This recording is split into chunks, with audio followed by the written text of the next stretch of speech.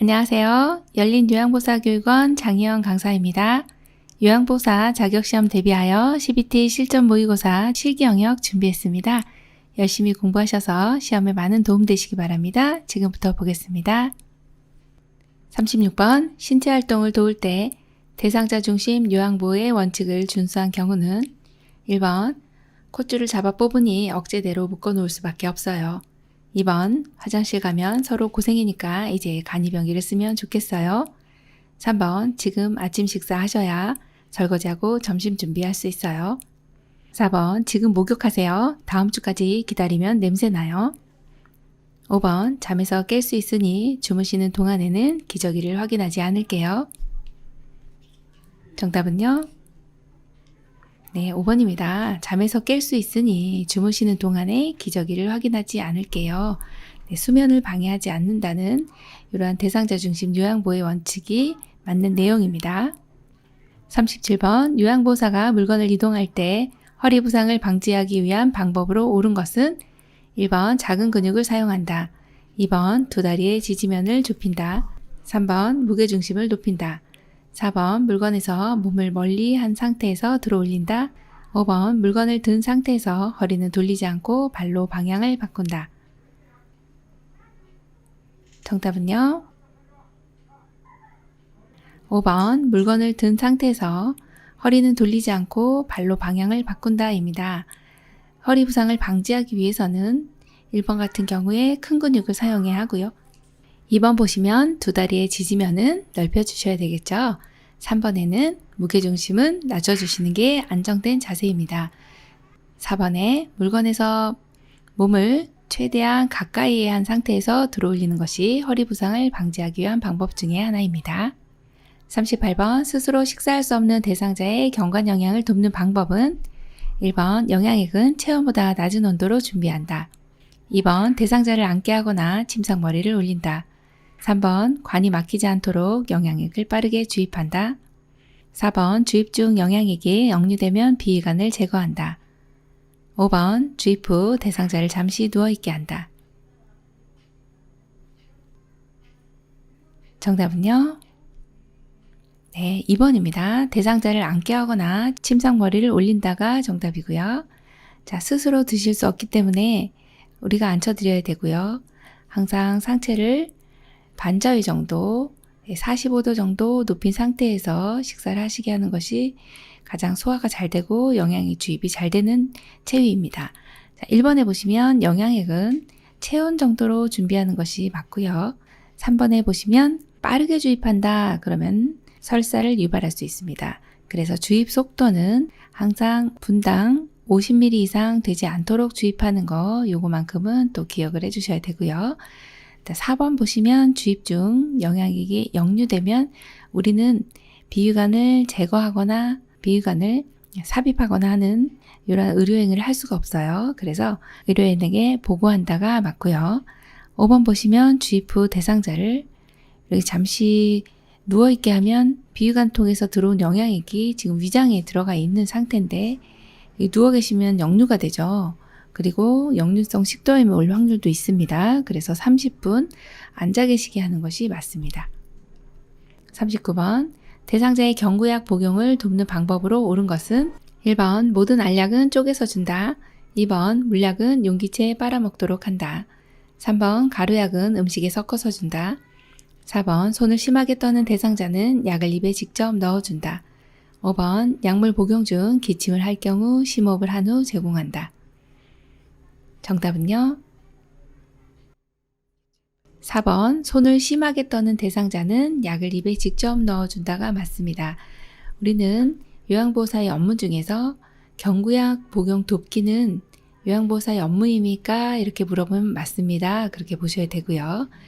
자, 여기에서 손을 심하게 떨어요. 그러면 이 경구약 복용 돕는 것을 우리가 할 수 있기 때문에 약을 직접 입에 넣어 주실 수가 있고요. 1번 같은 경우 모든 알약은 쪼개서 줄 수는 없습니다. 약을 보시면 이렇게 분할선이 있는 약이 있거든요.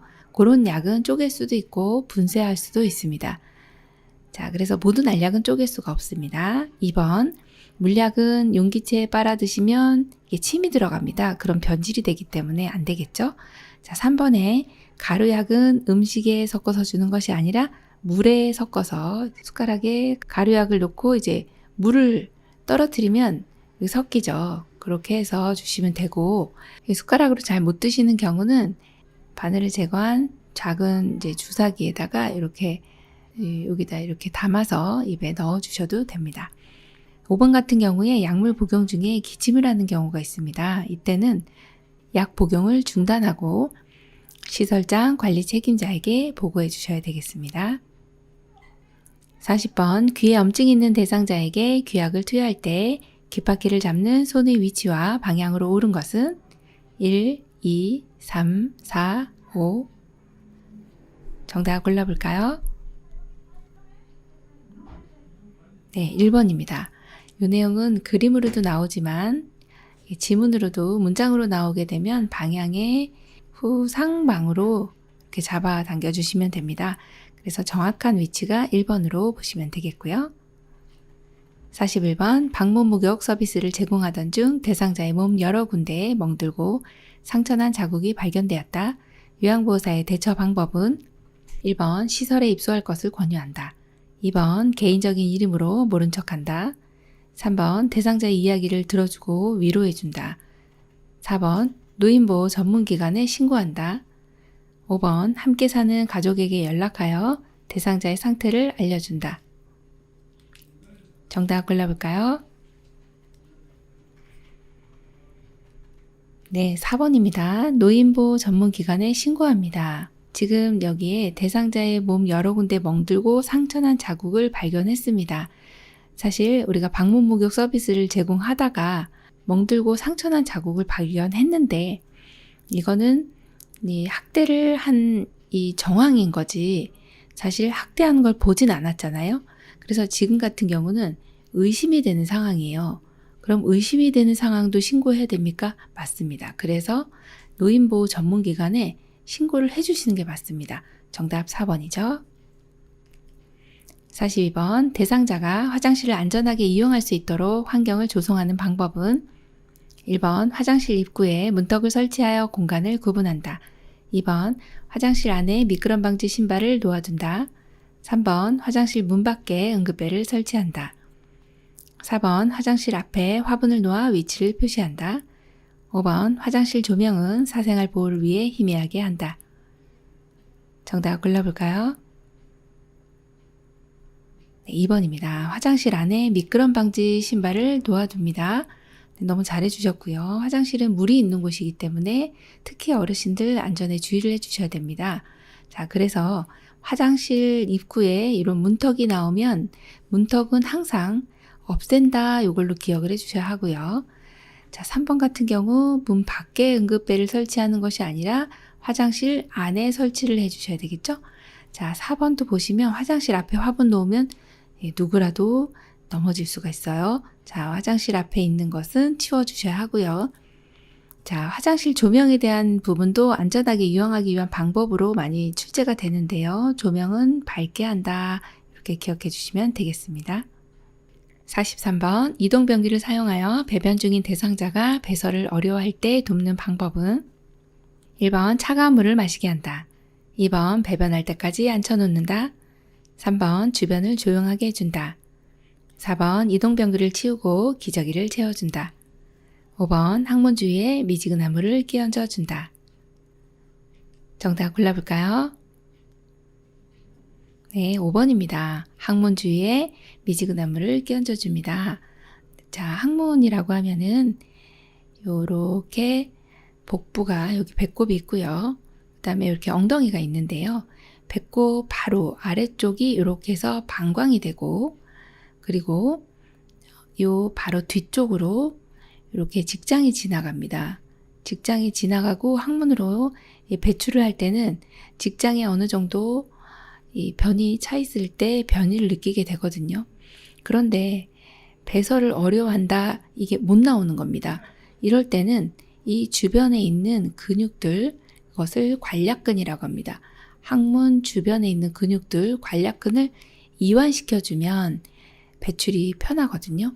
그래서 이때 관략근 이완시키기 위해서 아주 좋은 방법은 항문 주위에 미지근한 물을 끼얹어 주시면 관략근이 이완되면서 배출이 용이하게 됩니다. 그래서 정답이 5번입니다.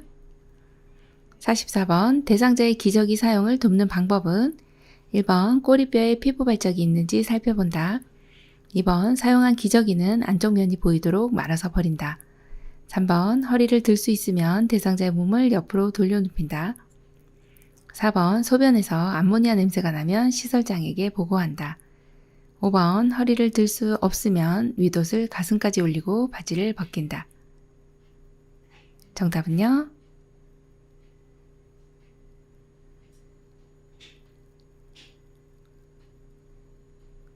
네, 1번입니다.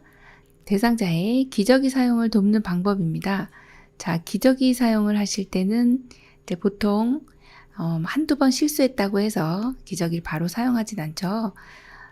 이 기저귀 사용할 때는 습하기도 하고 환기가 잘 안 되기 때문에 피부에 문제가 생길 수가 있어요. 그래서 꼬리뼈에 피부 발적이 있는지를 살펴봐 주시는 거 너무 중요하고요.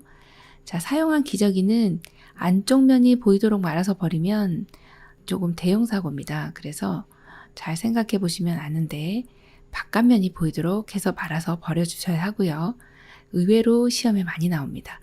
자, 3번 같은 경우도 허리를 들 수 있으면 대상자의 몸을 옆으로 돌려눕히는 것이 아니라 무릎을 세우고 엉덩이를 들어 올리게 해서 기저귀를 갈아주게 되죠. 자, 소변에서 암모니아 냄새가 나면 이건 정상입니다. 그래서 보통은 너무 심한 경우는 감염을 의심할 수도 있고 당뇨나 탈수 같은 경우나 간질환이 있을 때 심할 수가 있지만 암모니아 냄새가 나는 것은 아주 비정상이라고 볼 수는 없고요. 거의 소변에서는 암모니아 냄새가 날 수 있다 이렇게 보시면 되고, 자, 5번 같은 경우에 허리를 들 수 없으면요. 윗옷을 가슴까지 올릴 필요는 없으세요. 허리를 들 수 없는 경우는 대상자를 일단 옆으로 돌려 눕혀서 기저귀를 교환하고, 그리고 윗옷은요. 허리까지 올리시는 게 맞는 내용입니다. 정답 1번이네요. 45번 유치도뇨관을 하고 있는 대상자의 소변주머니 관리 방법은 1번 소변주머니를 하루에 한 번 비운다. 2번 소변주머니를 세척하여 재사용한다. 3번 소변주머니를 비운 후 배출구는 잠근다. 4번 소변주머니를 아랫배보다 높게 위치시킨다. 5번 소변주머니의 배출구가 바닥에 닿게 놓는다. 정답은요? 네, 3번입니다. 소변 주머니를 비운 후 배출구는 잠근다가 맞고요. 이때 이제 잠그기 전에 입구를 알코올 솜으로 닦아주시면 냄새도 없어지고 소독이 잘 됩니다. 그래서 알코올 솜으로 닦은 후 잠가주시면 되고, 1번에 보시면 소변 주머니 하루에 한 번 비우면 보통 양이 많으신 경우는 꽉 차거든요. 그러면은 잘못하면 터져요. 홍수납니다. 자, 그래서 하루에 2, 3회 정도 비워주시고요. 더 양이 많이 찼다 그러면 더 자주 비워주셔도 됩니다. 자, 2번 같은 경우 소변 주머니는 재사용하지 않습니다. 요거는 교환 시기가 있는데 그건 의료인이 정해주게 되고요. 일회용이기 때문에 한번 사용하고 기간이 지나면 버리게 됩니다. 4번 같은 경우 소변 주머니는 아랫배보다 높게 위치시키면 감염 우려가 있어요. 그래서 이건 시험에 많이 나옵니다. 항상 방광보다 낮게 기억해 주시고요. 자, 5번 같은 경우도 소변의 배출구가 바닥에 닿으면 이제 오염될 수 있기 때문에 바닥에 닿지 않도록 해서 놔주시면 되겠습니다. 침상에다가 이제 방광보다 아래에 위치하게 해서 잘 걸어 두시면 됩니다. 46번 대상자의 칫솔질을 도울 때 칫솔에 치약을 올바르게 짠 경우는 1, 2, 3, 4, 5. 정답은요? 네, 4번입니다. 네, 그림으로 이렇게 시험에 출제가 됐는데요. 칫솔에 치약을 짜는 경우 대부분이 5번처럼 이렇게 하세요. 자, 이렇게 하면은 거품이 많이 발생하게 돼서 내가 양치질을 했을 때 이미 이제 입안에 이 상쾌함이 감돌기 때문에 깨끗하게 양치질 못하는 경우들이 있어서요. 4번처럼 이렇게 깊이 위에만 올려 짜시면 안 되고 깊숙이 눌러 짠다. 이걸로 골라주셔야 됩니다. 47번 두발 전용 세정제를 이용하여 머리를 감기는 방법으로 옳은 것은 1번 세정제를 수건에 묻혀 모발을 닦아낸다. 2번 물과 세정제를 2대1로 섞어서 사용한다. 3번 세정제를 모발에 바르고 수건으로 덮어둔다. 4번 세정제 거품을 두피에 발라 흡수되게 한다. 5번 세정제를 모발에 발라 거품을 낸 후 닦아낸다. 정답은요? 5번 세정제를 모발에 발라 거품을 낸 후 닦아낸다입니다. 자, 두발 전용 세정제 시험 출제 많이 됐고요. 이제 앞으로도 계속 나옵니다. 침상에 계신 어르신들 수술하거나 또는 머리를 감을 수 없는 상황일 때 물 없이 쓰는 샴푸 이렇게 기억해 주시면 되니까요. 물이 나오면 땡 해주셔야 됩니다. 자, 그리고 세정제를 어디에 바를까요? 그러면 손이 아니고 모발. 그래서 5번이 정답입니다. 모발에 발라서 거품을 내고 마른 수건으로 닦아주시면 됩니다. 그리고 오염이 조금 많이 된 경우는 한 번 더 반복해 주셔도 되고요. 1번에 보시면 세정제를 수건에 묻히는 것이 아니죠. 모발에 묻혀야 되고 물과 세정제, 자, 물 나왔네요. 땡 해주시면 됩니다. 물 나오면 땡. 그래서 물을 사용하면 이거는 X예요. 두발 전용 세정제는 물 금지 기억해 주시고요. 3번도 보시면 세정제를 모발에 바르고 수건으로 덮어두는 게 아니라 수건으로 마른 수건으로 닦아내 주셔야 돼요. 그리고 4번 같은 경우 세정제 거품을 두피에 발라 흡수되게 하면요. 어르신들 머리 다 빠집니다. 자, 그래서 안 되고요. 닦아내 주셔야 되는 걸로 기억해 주세요. 48번 대상자의 발을 청결하게 관리하는 방법은 1번 염증 예방을 위해 발톱은 둥글게 잘라준다. 2번 보온을 위해 나일론 양말을 신긴다. 3번 피부 건조 예방을 위해 오일을 발라준다. 4번 피부가 자극되므로 마사지하지 않는다. 5번 안쪽으로 파고든 발톱은 알코올로 소독해준다. 정답 골라볼까요? 3번 피부 건조 예방을 위해 오일을 발라준다 입니다. 대상자의 발 관리는 건조하지 않게 해주시는 게 좋죠. 연세 드시면서 발 뒤꿈치 막 갈라지고요. 그래서 상처가 나면 감염되기 쉽죠. 상처가 잘 낫지도 않습니다. 3번 정답이고요. 1번에 염증 예방을 위해 발톱은요. 일자로 요거 많이 나왔죠. 일자 기억해 주시고요. 자, 2번에 보온을 위해 자 나일론 양말 안 됩니다. 면 양말 신겨 주셔야 되겠네요. 자, 4번 같은 경우 피부가 자극되므로 마사지하지 않는다. 아니요. 마사지 해주시면 순환이 잘 되죠. 자, 5번 같은 경우 안쪽으로 파고든 발톱은 반드시 시설장 간호사에게 보고해 주셔야 됩니다. 내성 발톱 생기면 상처가 잘 낫지 않고요. 자, 여기 알코올이 나왔는데 알코올 같은 경우는 어르신 피부 소독에 사용하지 않습니다. 알코올은 노인 피부 건조하기 때문에 사용 안 되고요. 그 다음에 욕창 드레싱, 욕창에도 요 알코올 사용하시면 안 됩니다. 자, 또 하나 입안에 혹은 눈에 점막 요 사용 절대 금지입니다. 그래서 요거는 X, 세 개 다 X. 출제 많이 됐었습니다. 노인 안 되고요. 왜요? 건조 유발돼요. 욕창 상처가 손상받기 쉽고요. 점막 위축돼 버리고 막 수축돼 버리죠. 안 됩니다. 그래서 반드시 요 세 가지 사용하면 안 되는구나. 요거를 꼭 기억을 해 주셔야 되겠어요. 49번 스스로 세수할 수 없는 대상자의 세면을 돕는 방법은 1번 면봉으로 귀 속의 기지를 닦는다. 2번 코 밖으로 나온 코털을 자른다. 3번 눈의 바깥쪽에서 안쪽으로 닦는다. 4번 눈곱이 있는 눈을 먼저 닦는다. 5번 입, 코, 귀, 눈, 목의 순서로 닦는다. 정답 골라볼까요? 2번 코 밖으로 나온 코털을 자른다입니다. 코 밖으로 나온 코털 잘라도 돼요. 네, 가능합니다. 이것도 여러 번 나왔었고요. 밖으로 나온 건 잘라도 되는데 안에 있는 거는 자르시면 안 돼요. 네, 잘못하다가 여기 상처 납니다. 네, 아프죠? 자, 1번 보시면 면봉으로 귀 속, 이거 귀 속 나오면 또 땡 합니다.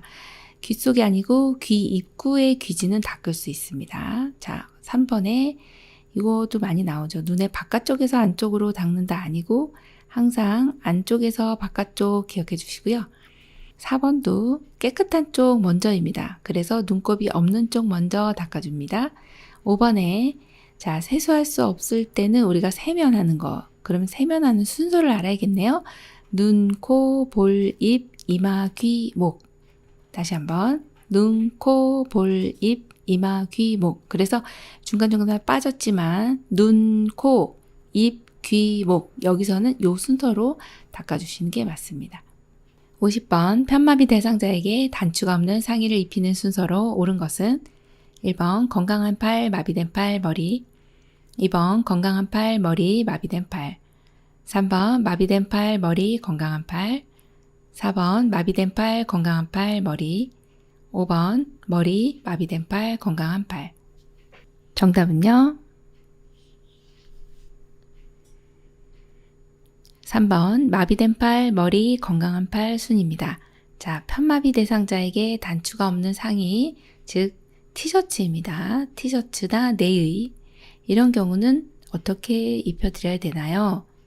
입을 때는 마비된 쪽 먼저, 벗을 때는 건강한 쪽 먼저, 입마, 벗건 이렇게 기억해 주시면 자, 지금 입히는 순서니까 입을 땐 마비된 쪽이네요. 그래서 마비된 쪽 먼저, 그 다음에 건강한 팔이 가야 되는데 중간에 왜 머리가 들어갔나요? 단추가 없기 때문에 머리를 넣어주셔야 되죠. 항상 머리는 중간에 있다. 요 내용을 기억해 주세요. 머리가 나왔다. 먼저 하는 법이 없습니다. 머리는 항상 중간. 머리가 중심을 잡아야 돼요. 그래서 중간. 머리가 들어가면 중간으로 기억해 주시고 그 다음 건강한 팔 입어주시면 됩니다. 51번 다음 그림과 같이 휠체어에 앉아있는 대상자를 자동차에 태울 때 순서로 옳은 것은 가. 다리를 한쪽씩 올려놓은 후 깊숙이 앉게 한다. 나.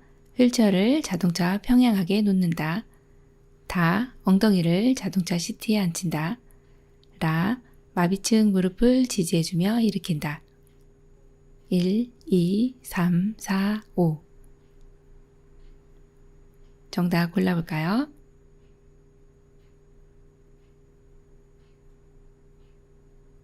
5번 나라 다 가입니다. 자, 휠체어에 앉아있는 대상자 자동차로 갈 때는요. 어느 정도 이제 공간을 확보해 주셔야 되고 그리고 반드시 뒷좌석에 탄다. 이 내용을 또 기억을 해 주셔야 됩니다. 자, 휠체어가 나왔으면 일단 휠체어는 휠체어의 위치를 선정해야 됩니다. 위치. 어디다 놓을 것인가. 그리고 나면 이제 잠금 장치 나오고 그 다음에 발받침대를 올려줍니다. 여기까지가 이제 앞쪽에 해당하는 내용입니다. 그렇게 해서 골라주시면 자, 휠체어의 위치 선정이 나오는 게 뭘까요? 그러면 나번이 되겠네요. 휠체어는 대상자의 건강한 쪽에 평행하게 놔주시면 되고 위치가 선정됐죠. 자, 그러면 위치가 선정되면 잠금 장치와 발받침대를 내려놓으시고 그리고 나면 이제 대상자를 일으켜 세워야 자동차로 가죠. 자, 그래서 일으켜 세우는 거. 자, 그런데 이렇게 이동이 나오는 경우는 보통 이제 마비가 있다, 편마비다 가정을 하고서 생각을 해주셔야 됩니다. 그래서 우리는 이동할 때 마비된 쪽은 어떻게 합니까? 그럼 반드시 잡아준다, 붙잡아준다. 이 내용이 나와야 돼요. 마비층 무릎을 지지해주면서 이제 일어났습니다. 그러면 어디부터 들어갑니까? 너무 중요하죠. 휠체어에서 자동차로 갈 때는 아주 중요한 내용이 있어요. 이게 바로 엉덩이입니다. 엉덩이가 먼저 들어가야 나머지가 들어간다. 그래서 이거는 이동을 해보시면 아는데 엉덩이 자동차에 시트에 앉힌 다음에 다리를 한쪽씩 올려놓고 깊숙이 앉혀주시면 되겠습니다. 그래서 정답이 5번이 되겠네요. 52번 침대에 누워 지내는 대상자를 옆으로 돌려눕히는 순서는 가. 돌려눕히러 가는 쪽에 선다. 나. 엉덩이를 뒤로 이동시켜준다. 다. 엉덩이와 어깨를 지지하여 돌려눕힌다. 라. 무릎을 세우고 양팔을 가슴 위에 놓는다. 마. 편안한 자세가 되도록 베개로 등을 받쳐준다. 1, 2, 3, 4, 5 정답 골라보겠습니다.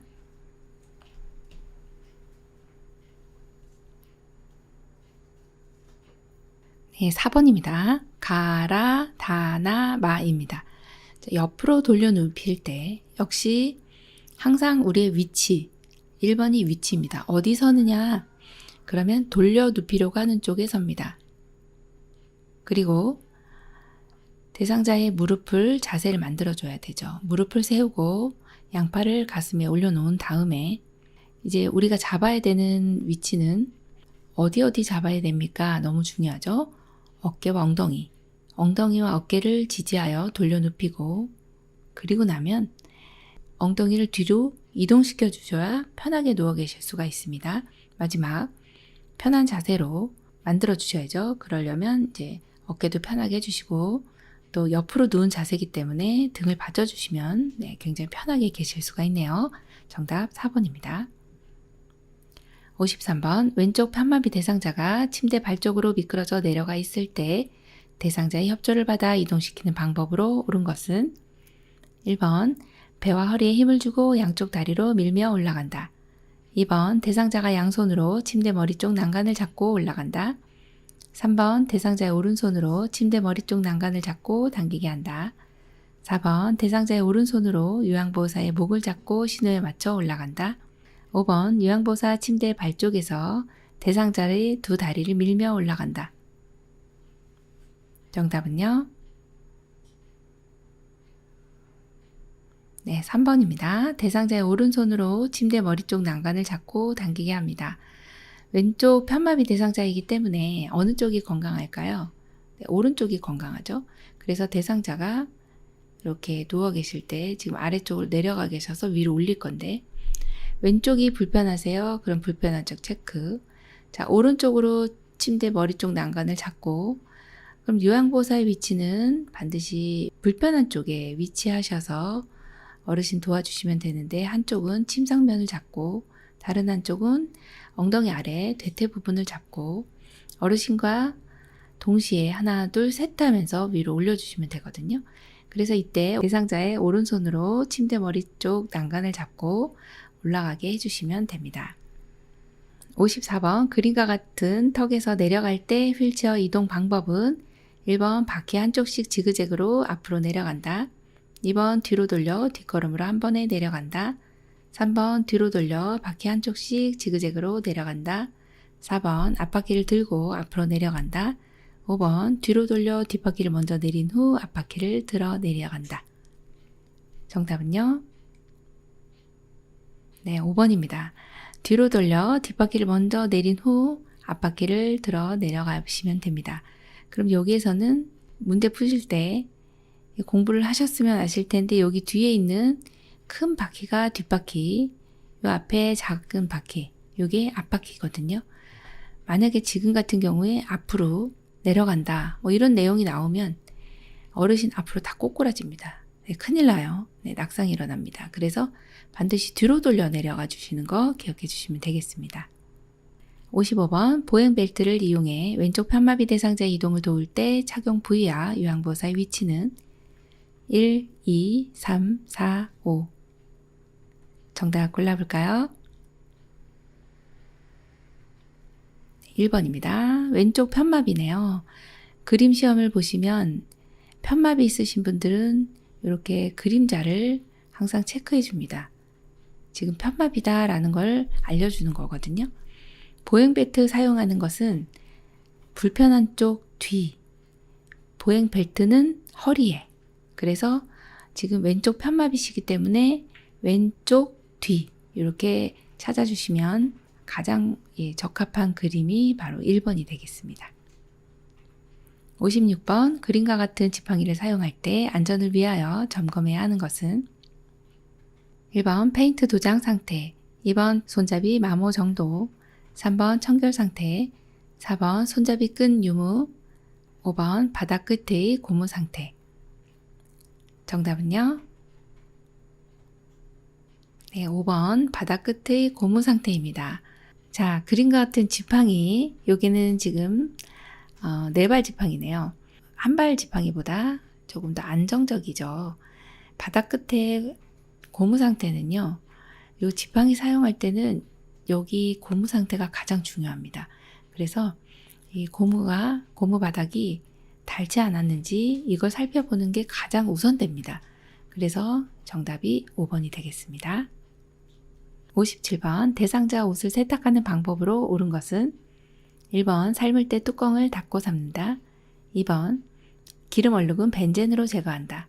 3번 피 묻은 옷은 뜨거운 물로 세탁한다. 4번 커피 얼룩이 묻은 스웨터는 삶아서 빤다. 5번 옷이 푹 잠기도록 비눗물을 넣어서 삶는다. 정답은요? 1번 삶을 때 뚜껑을 닫고 삶는다. 네, 이게 맞습니다. 자, 그럼 기름 얼룩은 어떻게 할까요? 주방용 세제로 제거해 주시면 되고요. 3번 같이 피 묻은 옷은요. 뜨거운 물 하면 응고돼 버리거든요. 찬물로 하고 더운 물로 해주시면 깨끗하게 피가 빠지고요. 4번에 커피 얼룩 묻었네요. 그러면 식초와 주방세제 1대1로 해서 빼주시면 되고요. 자, 5번에 옷이 푹 잠기도록 해주시면 비눗물이 다 넘쳐납니다. 네, 집이 완전히 이제 거품으로 도배가 되죠. 자, 그래서 세탁물이 반쯤 잠길 정도로 넣고 삶아주시면 되겠습니다. 58번 콘센트에서 전기코드를 빼던 대상자가 감전으로 쓰러졌을 때 우선적인 대처 방법은 1번 전류를 차단한다. 2번 인공호흡을 한다. 3번 대상자가 잡고 있는 전기코드를 제거한다. 4번 손에 화상 자국이 있는지 만져본다. 5번 어깨를 두드려 의식 상태를 확인한다. 정답은요? 1번 전류를 차단한다입니다. 네, 전기코드 빼다가 감전으로 쓰러졌네요. 자, 이때 이제 전기하고 관련된 거는 전류를 차단하고 구조한다. 이 내용이 맞거든요. 그래서 정답이 1번입니다. 59번 시설에서 프로그램을 진행하던 중 지진이 발생했을 때 대처 방법은 1번 거실 바닥에 엎드리게 한다. 2번 물건을 선반 위로 올린다. 3번 문을 열어 출구를 확보한다. 4번 승강기를 이용하여 밖으로 대피시킨다. 5번 의자 뒤에 서서 등받이를 잡게 한다. 정답은요? 3번입니다. 문을 열어 출구를 확보해야 되겠습니다. 지진으로 이제 흔들리는 동안에는 탁자 아래로 들어가는 게 가장 먼저입니다. 만약에 흔들린다. 지진으로 흔들려요. 그러면 위에서 떨어질 수 있죠. 물건들이. 그래서 탁자 아래로 들어가서 탁자 다리 꽉 잡고 기다립니다. 그리고 이제 흔들림이 멈췄네요. 그러면 전기가스 차단하고 출구를 확보합니다. 대피하죠. 자, 건물 밖으로 나갈 때는 계단을 이용합니다. 엘리베이터는 사용하면 안 돼요. 네, 엘리베이터는 전기이기 때문에 전원이 차단되면 갇혀버리죠. 자, 건물 밖으로 이제 나갈 때 가방이나 손으로 머리를 보호하며 막 나갑니다. 그리고 떨어지는 물건에 유의하면서 어디로 갑니까? 그럼 운동장으로 나가요. 공원 이런 곳으로 넓은 곳으로 대피해 주시고 라디오나 공공기관의 안내방송을 들어주시면 되겠습니다. 60번 대상자가 복용하던 처방된 약이 떨어져 요양보호사가 대신 구매할 때 옳은 방법은 1번 약을 구매하는 일은 가족이 하게 한다. 2번 대행할 다른 업무까지 모았다가 처리한다. 3번 약국에 전화를 걸어 가져오게 한다. 4번 약을 구매하기 전에 처방전과 비용을 준비한다. 5번 사적인 일을 먼저 보고 남은 시간에 구매한다. 정답 골라볼까요? 4번이죠. 약을 구매하기 전에 처방전과 비용을 미리 준비해 주시면 되겠습니다. 이거는 이제 요양보호사님의 장기요양보험의 표준 서비스 분류해 보시면 여기에서는 개인활동 지원 서비스로 보시면 되겠죠. 61번 실내 습도가 낮을 때 대상자에게 나타날 수 있는 1차적인 건강 문제는 1번 야간 수면장애, 2번 엉덩이 부위 욕창, 3번 고체온증, 4번 호흡기 점막 건조, 5번 겨드랑이 피부 발진. 정답은요? 4번입니다. 호흡기 점막 건조. 실내 습도가 낮은 경우는 겨울이나 혹은 야간에 습도가 낮아지죠. 적정 실내 적정 습도는 40에서 60%로 기억해 주시면 되고 이걸 그대로 물어보는 경우도 있었죠. 출제됐던 내용이니까요. 적정 습도 40에서 60% 하나 기억해 주시면 되겠습니다. 62번 제가 대상자가 요구한 물건을 사다 주었더니 마음에 들지 않는다며 불평을 할 때 대처 방법은 1번 해결 방안에 대해 가족과 의논하여 처리한다. 2번 앞으로 물건 구매 대행은 어렵다고 말한다. 3번 유사한 물건이라며 그냥 쓰라고 권유한다. 4번 구매한 물건을 대상자와 함께 교환하러 간다. 5번 원하는 물건을 대상자가 직접 구매하게 한다. 정답은요? 4번 구매한 물건을 대상자와 함께 교환하러 가면 되겠네요. 네, 그러면 마음에 드는 물건을 고르시면 되겠습니다. 63번 요양보호사가 제공한 서비스 내용을 기록하는 가장 중요한 이유는 1번 대상자의 건강 문제를 전달하기 위하여, 2번 대상자의 건강 문제를 평가하기 위하여, 3번 서비스의 연속성을 유지하기 위하여, 4번 전문가에게 좋은 사례를 제공하기 위하여, 5번 대상자의 가족에게 적정 급여를 청구하기 위하여. 정답은요? 3번 서비스의 연속성을 유지하기 위하여입니다. 네, 여기서 기록을 왜 합니까? 네, 여러 가지 이유가 있는데요. 그 중에 하나가 서비스의 연속성을 유지하기 위해서입니다. 64번 치매 대상자가 식사를 하려고 하지 않을 때 대처 방법으로 옳은 것은 1번 먹고 싶어 할 때까지 기다린다. 2번 국에 말아서 요양보호사가 직접 먹여준다. 3번 식사할 때까지 식판을 치우지 않는다. 4번 대상자가 좋아하는 대체식품을 이용한다. 5번 음식을 크게 썰어 손으로 집어 먹을 수 있도록 한다. 정답은요? 4번 대상자가 좋아하는 대체식품을 이용한다입니다. 자, 식사를 하려고 하지 않을 때 일단은 대상자에게 어떤 문제가 있는지 봅니다. 입안에 상처가 있다든지 소화가 안 된다든지 그런 특별한 문제가 없다면 대상자가 좋아하는 대체식품을 이용해서 좋아하는 음식을 주시면 잘 드실 겁니다. 네, 그렇게 해주세요. 65번 치매 대상자가 명절이라 고향집에 가야 한다며 짐을 쌌다 풀었다 할 때 대처 방법은 1번 행동을 멈출 때까지 기다린다. 2번 고향집에 가려고 하는 이유를 물어본다. 3번 고향집에 혼자 갈 수 있는지 확인한다. 4번 고향집에 가기 전에 빨래 개기를 도와달라고 한다. 5번 지금은 고향집에 갈 수 없다고 단호하게 말한다. 정답은요? 네, 4번 고향집에 가기 전에 빨래 개기를 도와달라고 합니다.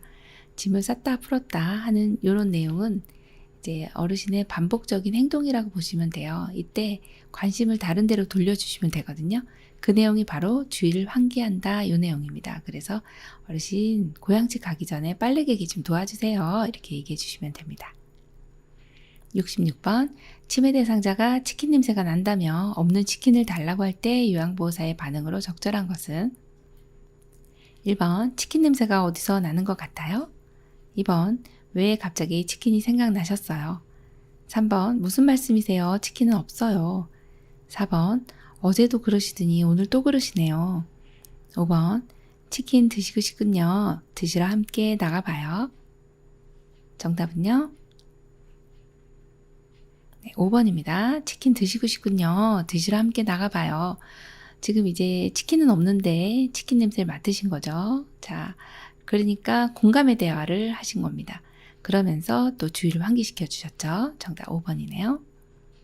67번 치매 대상자가 야간에 초조한 표정으로 이리저리 배회할 때 돕는 방법은 1번 침대 옆에 옷가지를 걸어 정서적인 안정감을 준다. 2번 TV를 크게 틀어 관심을 돌린다. 3번 방을 밝게 하고 따뜻하게 해준다. 4번 집안을 어둡게 하여 수면 시간임을 알린다.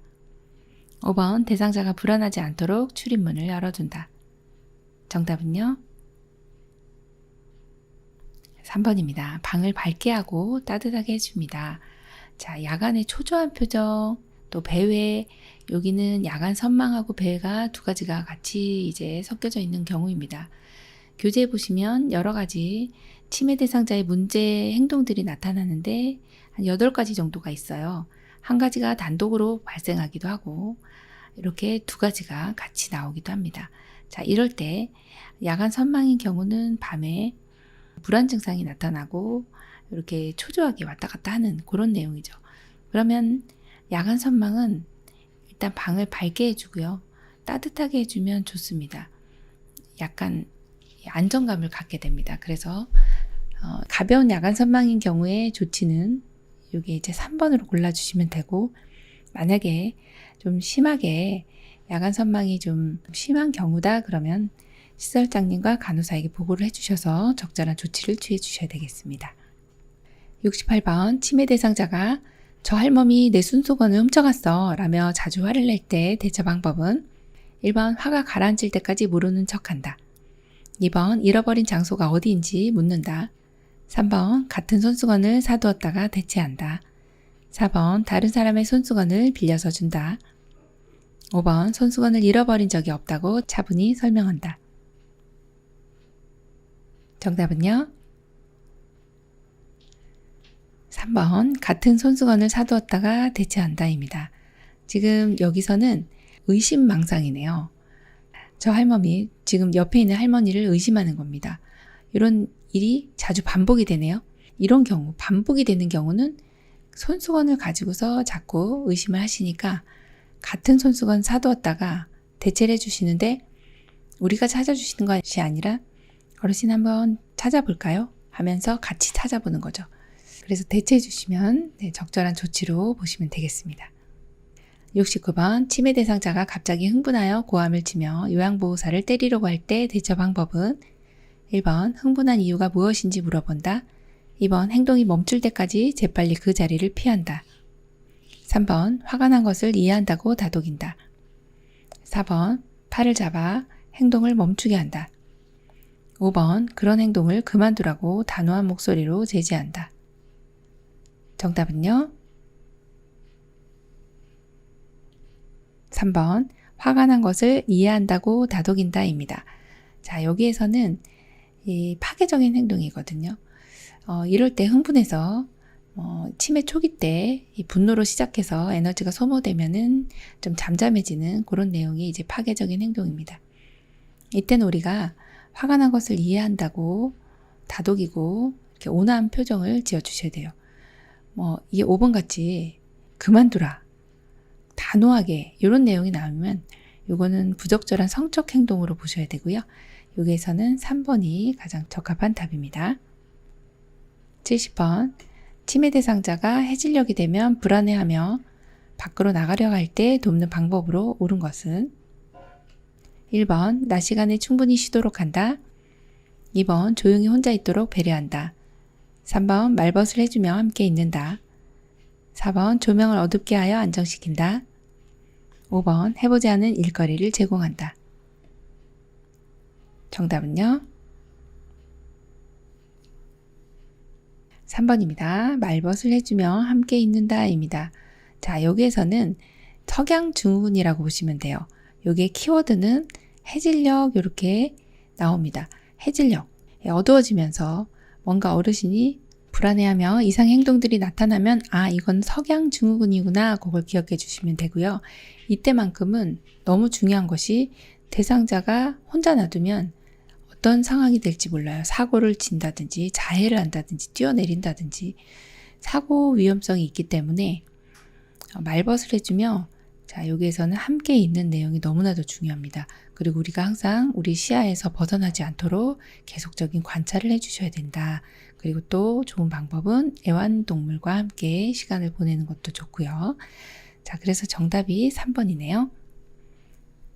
71번 냇물소리나 새벽 닭 울음소리 등 청각을 활용한 인지자극 훈련으로 기대할 수 있는 효과는 1번 억제력 향상, 2번 공감력 증대, 3번 친해력 확대, 4번 진압력 강화, 5번 계산력 증진.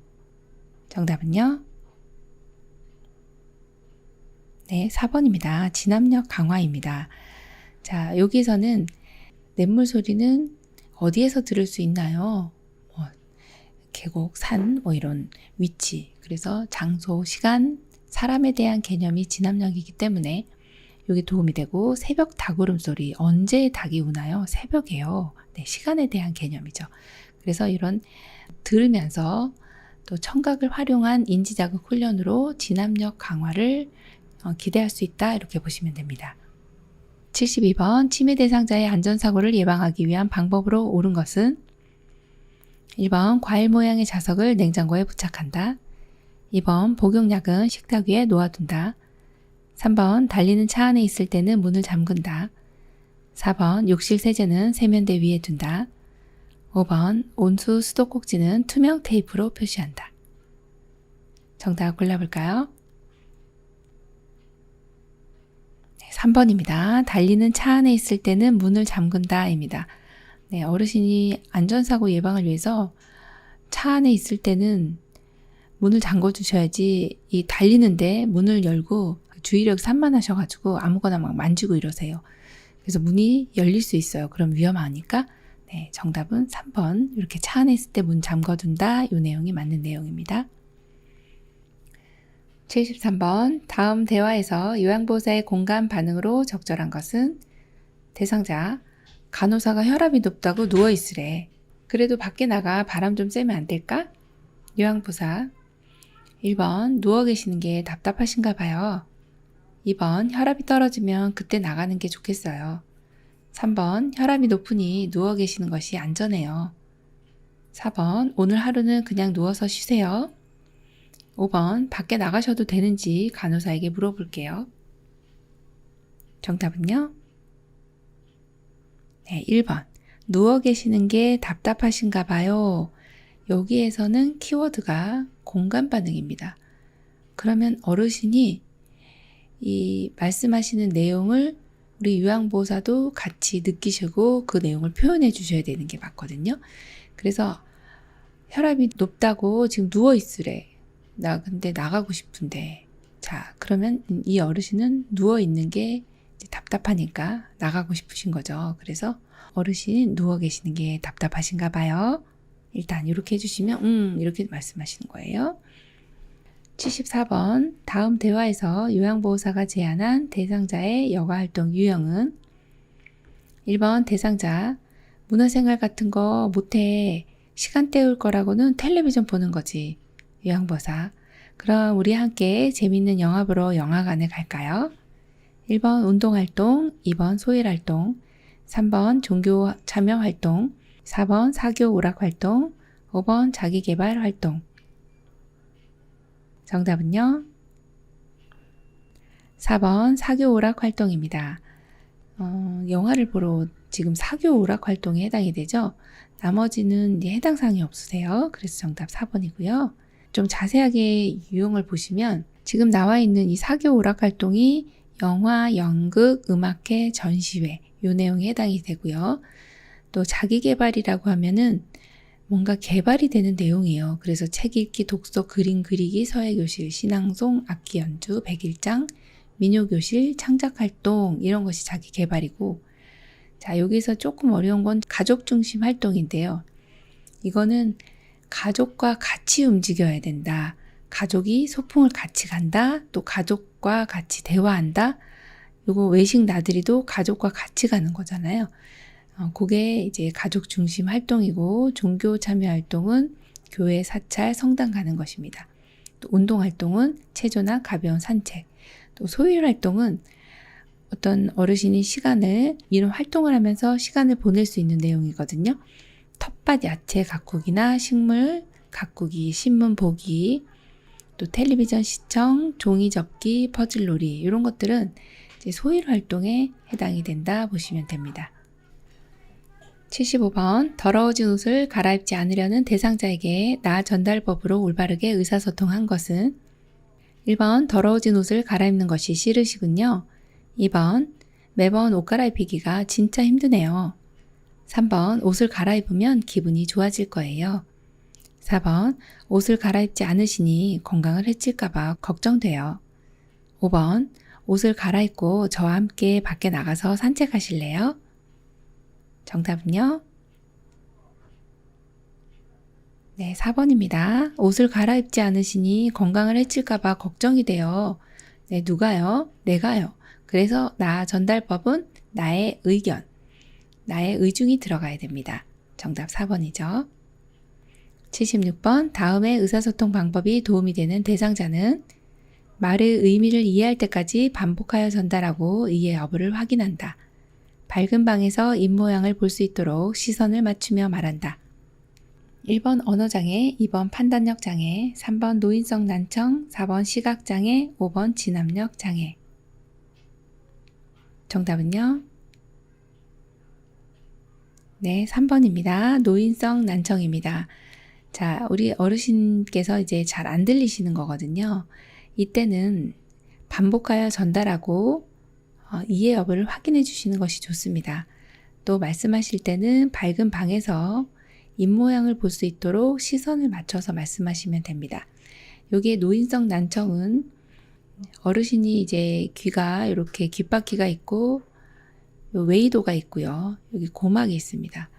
소리를 모아주는 이 귓바퀴에서 소리가 모아져서 안으로 들어가면 고막이 떨리게 되거든요. 이 떨림을 안으로 전달해 줍니다. 여기 이제 이소골이라고 하는 뼈가 있거든요. 아주 작은 뼈가 울림을 이 안에 내이 쪽에 안쪽에 있는 귀 달팽이관이라고 있죠. 여기로 소리를 전달해서 이렇게 뇌에서 인식을 하게 되는 이런 구조가 소리를 듣게 되는 이 구조인데 한 군데 이상이 있어도 이제 소리를 못 듣게 됩니다. 근데 노인분들은 특히나 요 고막이 두꺼워지게 되죠. 그럼 소리 전달력이 떨어지게 됩니다. 여기 중간에 있는 중2에서 염증이 생기면 이렇게 타고 올라가면서 여기 고막에 염증 반응을 보이는 경우도 이제 중이염이라 해서 난청의 원인이 되기도 하거든요. 어쨌든 이 고막이 두꺼워지는 거 요 자체가 또 난청의 원인이 되기도 합니다.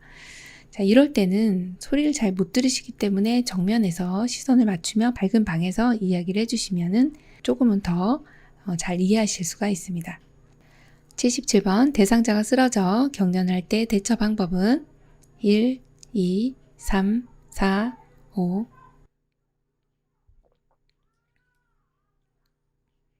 정답은요? 네, 5번입니다. 자, 여기 그림을 잘 보시면 5번에는 입에서 뭐가 나오고 있어요. 요게 요렇게 지금 입에서 분비물이 나온다, 침이나 혹은 거품이 나온다, 이런 경우는 고개를 옆으로 돌려주시는 겁니다. 몸은 이렇게 떨고 있지만, 네, 그래서 고개를 옆으로 돌려준다, 이 내용이 이제 맞는 내용이고요. 1번처럼 이렇게 떤다고 해서 억제하거나 2번에 손가락이나 수건을 넣어준다 안 되고 3번에 물을 마신다 더더군다나 안 되고 네, 기도로 흡인되면 질식사 하실 수 있어요. 자, 4번 같은 경우도 이렇게 가슴을 눌러준다 아닌 거죠. 자, 정답 5번이네요. 78번 다음 중 가장 먼저 응급처치를 해야 하는 대상자는 1번 발목을 접질려 통증이 있는 경우 2번 설사로 복통이 있는 경우 3번 못에 발을 찔려 피가 나는 경우 4번 운동 직후 맥박이 상승한 경우 5번 화재로 코와 입에 화상을 입은 경우 네, 5번입니다. 화재로 코와 입에 화상을 입었어요. 그러면 화상을 입었네요. 뭐가 문제일까요? 이 기도 쪽이 부종을 일으킬 수가 있어요. 그래서 기도 부종이 일어나면 호흡곤란이 일어나죠. 그러다 보면 숨 못 쉬어서 위급한 상황이 될 수 있는 그런 상황이 지금 5번이네요. 79번 자동 심장 충격기를 사용하는 방법으로 옳은 것은 1번 호흡은 있으나 의식이 없는 대상자에게 사용한다. 2번 심장 충격 버튼을 누르기 전 인공호흡을 집중적으로 한다. 3번 분석 중이라는 음성 지시가 나오면 대상자에게서 손을 뗀다. 4번 심장 충격 실시 후 가슴 압박과 인공호흡을 30대 1로 다시 시행한다. 4번 전극 패드를 왼쪽 빗장뼈와 오른쪽 젖꼭지 아래에 붙인다. 정답은요? 3번입니다. 분석 중이라는 음성 지시가 나오면 대상자에게서 손을 떼는 거 맞습니다. 지금 자동심장 충격기를 사용할 때 패드를 부착하고 그리고 심전도 분석을 하거든요. 이때 혹시 대상자에게 심폐소생술을 하고 있다면 심장이 뛰는지 안 뛰는지 정확하게 판단할 수 없기 때문에 반드시 이제 패드 부착 후 분석 중이라는 메시지가 나와요. 그러면 대상자에게서 손을 떼고 기다립니다.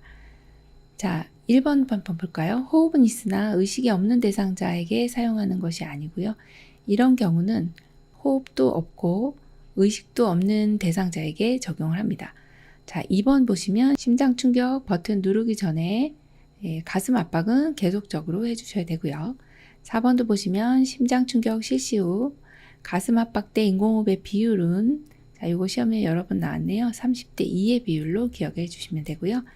자, 5번 같은 경우도 이제 굉장히 헷갈리는데 전극 패드는 항상 오른쪽 빗장뼈를 먼저 우리 오른손잡이잖아요. 그래서 오른쪽 빗장뼈 이렇게 기억해 주시면 더 좋습니다. 오른쪽 빗장뼈와 왼쪽 가슴 아래 겨드랑이 중간선 이렇게 기억을 해주시면 되겠습니다. 80번 심정지 대상자에게 자동 심장 충격기를 사용하는 방법은 1번 전기 충격이 전달되고 1분 후 가슴 압박을 다시 시행한다. 2번 전기 충격이 전달될 때 대상자를 붙잡아 지지한다. 3번 심장 리듬은 5분 간격으로 분석한다. 4번 분석 중이니 물러나라는 음성 지시가 나오면 대상자에게서 손을 뗀다. 5번 자동 심장 충격기가 도착하면 심폐소생술을 5회 시행하고 적용한다. 정답은요? 네, 4번입니다. 분석 중이니 물러나라는 음성 지시가 나오면 대상자에게서 손을 뗀다입니다. 네, 심정지 대상자에게 자동 심장 충격기를 사용할 때 분석 중입니다. 이 메시지가 나오면 대상자에게서 반드시 손을 떼주셔야 하고요. 1번처럼 전기 충격이 전달되고 1분 후 아니고 자, 바로 가슴 압박을 시행합니다.